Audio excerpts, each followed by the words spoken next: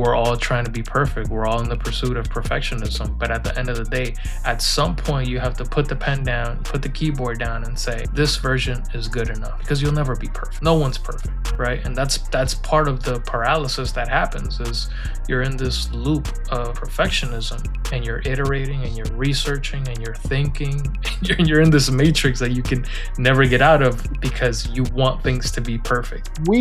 Our advice to the young version of ourselves is don't let hating ass, judgy ass, in the comment section ass losers with avatars with no photos, don't let that person stop you from being the best version of yourself. People that sit on the sidelines love to judge people that are on the court. But there's a reason why you're on the court and you're out there trying, shooting, missing, learning as you go along. It's very convenient to sit in the crowd and criticize. And I've never seen someone who built their own business or someone who has tried to achieve their dream hate on someone who is also trying.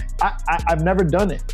If I see somebody going for the gold in their life mission, I can't find myself being like, yo, you need to stop doing that, bro. You're gonna embarrass yourself. That is where the hesitation comes from, Rich, is this idea that you're gonna get judged. But typically the people who judge are the people who've never accomplished dick. So don't worry about them. Just roll with the winners, man. And most people who are successful will tell you, keep going, but just don't do a million things. Start narrowing it down as you move along. I think that's so important. It's so fucking important. And one other thing before we go, Rich, I did want to mention a little cheat code that I've learned in my life. And I'm sharing advice because I still deal with this problem of just being overwhelmed with all the options. They're called negative triggers. And this cheat code of negative triggers that I've identified in my life is a part of a list that I like to call the no list. Anytime someone brings chocolate, cake, Reese's, Oreos around me, it's part of the no list. And that's just a part of the no list for my dieting. I have that no list for a lot of things in my life because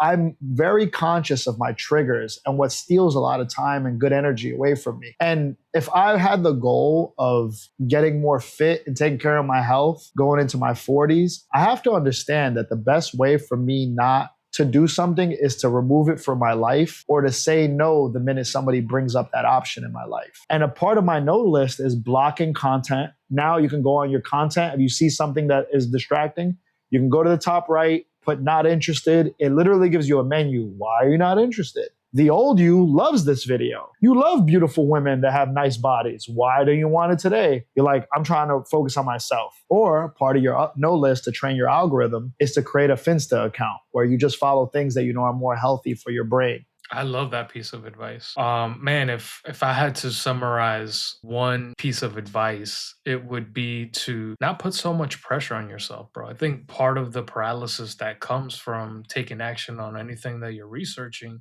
is that like you said earlier, you're worried about failing. You're smart, right? You're motivated. So people naturally think that, hey, this person is smart. He's going to figure it out. But you're dealing with that pressure that comes from family, comes from friends, comes from a mentor, right? Everyone sees you as a smart guy. So you're putting a lot of pressure on yourself to deliver. And that pressure creates research. I need to overthink. I need to over-research. I need to be prepared, right? But you can only be prepared for so long before you actually have to go out to the basketball court and shoot a shot. Man, you brought that up in our pre-show meeting, and I thought that was a very, very underrated point. It's the identity that you create within yourself that puts pressure on you that no one's putting on you. It's the ego that you've created of yourself.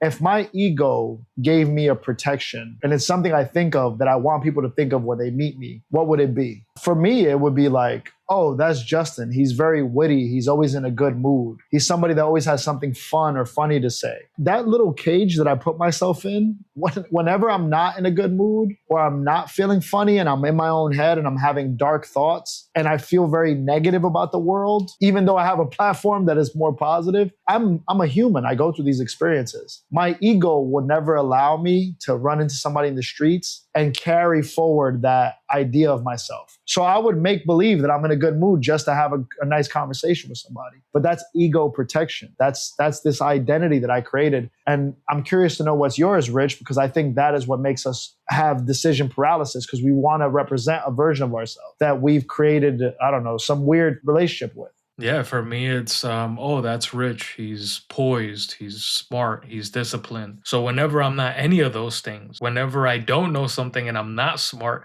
I'm just like, damn, like I'm not living up to the expectations of knowing it all or knowing about something. And that makes me feel insecure. Or whenever I'm not disciplined and I'm eating a fat, greasy burger and I'm not in the gym, I feel like, damn, I'm not living up to this personality, this ego, this facade, so to speak, that I've created for myself. And that's part of what adds friction to the paralysis, right? So if we could frame that in any way, it would be like, just be careful of the identity you give yourself. Because most of the time we give it to ourselves. One person gives us a compliment like, oh, wow, this guy dresses good. When you're young, that's you now. You've officially transformed into a fashionista because you bought one pair of fucking collaboration Crocs or Birkenstocks. You're like, am I a fashion guy? I think I'm a fashion guy now. Like now you're going out to your mom and you're like, yo, I'm a fashion guy. Like I got to make sure I got it. One girl gave you a compliment and now that's your identity. So be careful of these identities you give yourself for sure.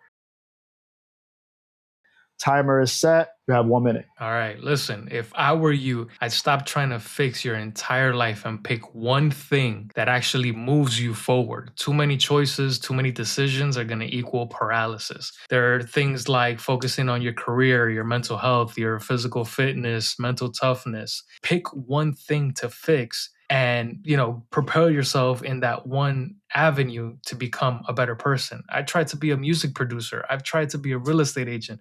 I tried a bunch of things, but life didn't become clear until I chose one thing and I stopped overthinking, I stopped over planning, and I chose one thing to move forward with. So that's my advice. If I were you, here's what I would do. I would really think about analysis, paralysis, and mental masturbation of doing too much research as some sort of a boogeyman that's stopping you from being great. If you spend 80% of your time procrastinating, that means you only spend 20% of your time doing the thing. I get it. You want to be the best at what you do, but it's hard to do that if you don't take action. Analysis paralysis is going to stop you from being great. You have to understand that the information is not going to get you to your goal. The actions and the failed reps is what's going to get you to your goal. So stop overthinking shit and just take action. There's so much more to be learned when you take action. Stop procrastinating, stop fucking listening to audiobooks, and just do what you gotta do.